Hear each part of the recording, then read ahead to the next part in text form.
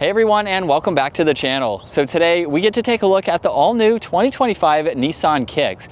Huge shout out to FOURR Nissan of Statesville for providing this SUV for me today. Take a look at their website. That link is down in the description. So this SR is finished off in yellow. MSRP is just over $31,000. Now underneath the hood, this is powered by the 2-liter inline 4-cylinder. It's paired to the CVT transmission, and it pumps out 141 horsepower, 140 pound-feet of torque. This model is front-wheel drive, weighs in around 3,200 pounds. It'll do 0 to 60 in 9 seconds. Top speed is 120 miles an hour. It also has a fuel capacity of 11.8 gallons. You'll expect to see 27 miles per gallon in the city, 34 out on the highway. This also has a wheelbase of 104.9 inches. Its overall length is 171.9. It has a width of 70.9, a height of 64, and its ground clearance has now been improved to 8.4 inches. So for this new model, it is slightly larger than the previous model. We have a lot of new features for the styling for both the exterior and the interior. There's also a more powerful 4-cylinder for this model, and you can get all-wheel drive too. So we have a lot of goodies for this latest Kicks model. Up front, you'll notice we still have the Nissan badge finished off in white with a forward-facing camera. There's the SR badge too, and then a really nice design for all of the lighting. You'll notice the headlights and the high beams with that dark housing, and then the lights that trickle down just underneath that, matching the rest of the lines in that gloss black grille. There's also a sensor in the lower section, there's parking sensors too, and some more cutouts. This definitely has a pretty wide and bold front end design, almost mimics some of the pickup trucks and larger SUVs, but it also has a proportional design for the sizing of this. Now you'll notice with the plastic in the lower fender, it works its way to the fender arches there, along with the side skirt where there's another trim accent. Really unique design for the two-tone wheels with that 3-spoke look. There's also gloss black for the mirror cap, a camera, and a turn signal. You get some chrome accents for the upper window trim, sunroof up top along with roof racks, and then as you can tell, this has a two-tone design with the upper section being gloss black. Gives it more of a sporty look. A lot of vehicles are doing that today, but it definitely gives it a great look. And you'll notice too just how wide these rear fender arches are with that crisp point at the top of the LEDs, just to give it some more definition. Now there's also the gloss black spoiler with the third brake light, wiper blade in the lower section. This has a backup camera, and all of the parking sensors are located down below too. This does also feature a remote start, so you can lock it and hold on this button and start it up. And then you can also hold on it too to shut it off when needed. And those are the only 3 buttons that you have, lock and unlock as well. And when we open up the lift gate, surprisingly, you have a good bit of space in the back for this smaller size. Now you can also fold down the back seats. That will give you a lot more interior space, and you do have some storage underneath the floor with that shelf. So if you have some items that you need to place under there, you can do that. There's one grab handle up top. It's a very lightweight lift gate, so it's easy to close. Now working our way to the interior, we have a very nice design. There's this almost carbon fiber-like material with all of the stitching for the armrest. You get one cup holder and then some wood trim accents surrounding the window control. And then take a look at the leather seats with more stitching and the insert that gives it a cool look. And at 5'10", I'd say I have plenty of space. There's also a storage pocket behind both front seats. You have auxiliaries in the middle, and at my height, I have 2 inches or so of headroom. It actually goes back up, giving you that extra head space. Now these seats don't recline, but they seem pretty comfortable, especially to have adults in the back.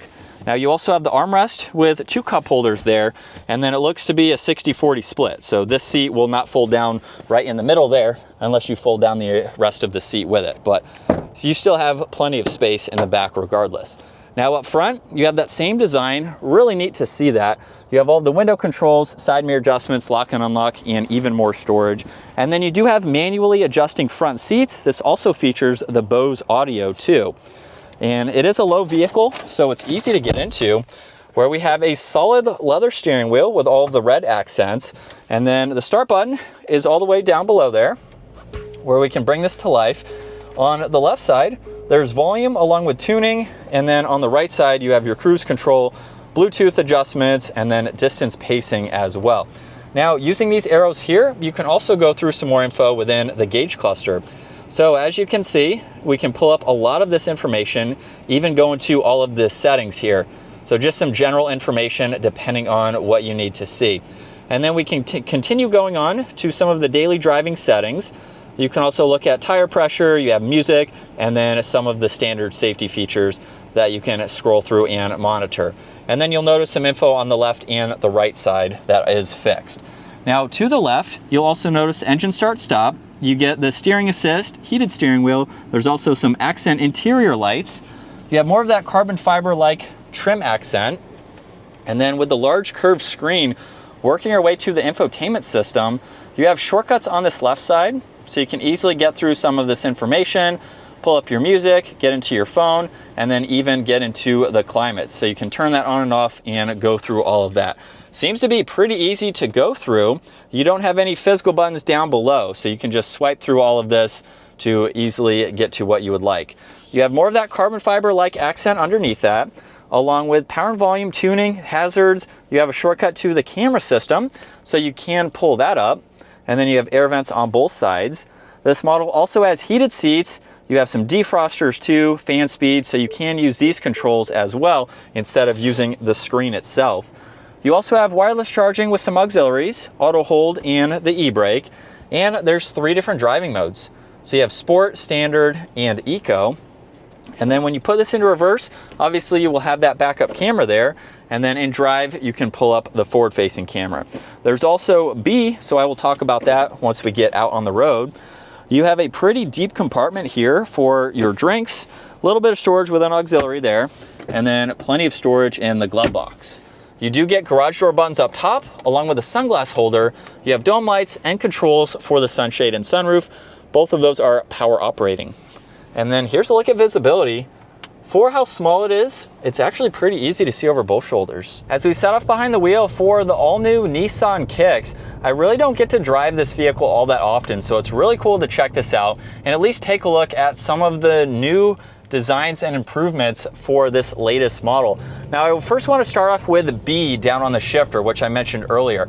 This is actually for engine braking, so it's going to be similar to one-pedal driving in an electric vehicle, where we put this into B, and it's going to slow the vehicle down just by using the engine versus the brake pedals. So depending on the driving that you're doing, maybe you're in the mountains or something, you can utilize that. But it's not really for everyday driving, it's just there if and when you need to use that. But aside from that, let's put it into a sport mode now.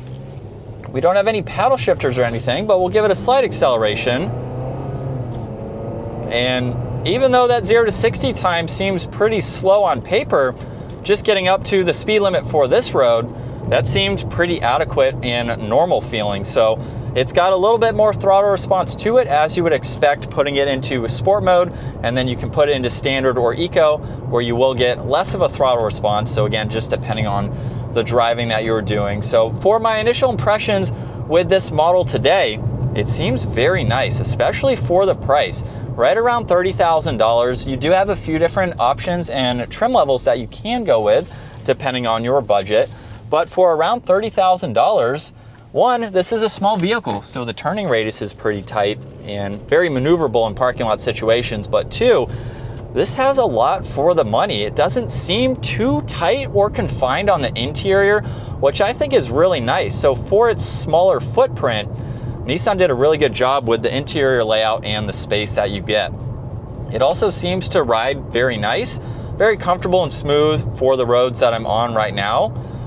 And it seems like a nice commuter vehicle. So if you're looking for a small vehicle, I'd say this is probably similar to the CR-V that I owned. My wife had that as her daily for 100,000 miles, and it seemed to be on the smaller size, just like this.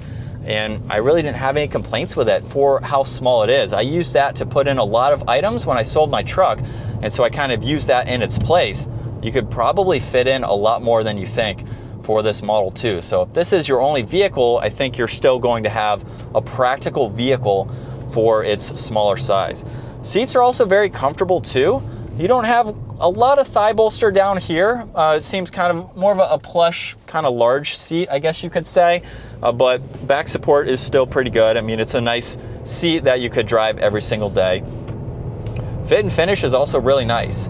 There's even some of the leather material on the dash there too. So while there might be some plastic hidden, it has a very nice presentation to it with all of these materials. So I think that's a big plus, again, especially for the price point. And we're still in sport mode from second gear. Here we go.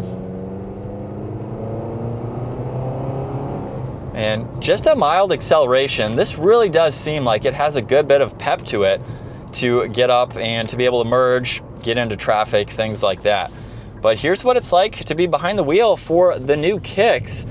I think this has a really nice design to it. It seems to drive very nice as well. For the short test drive for today's video, I really don't have any complaints with it. It seems like a pretty solid vehicle.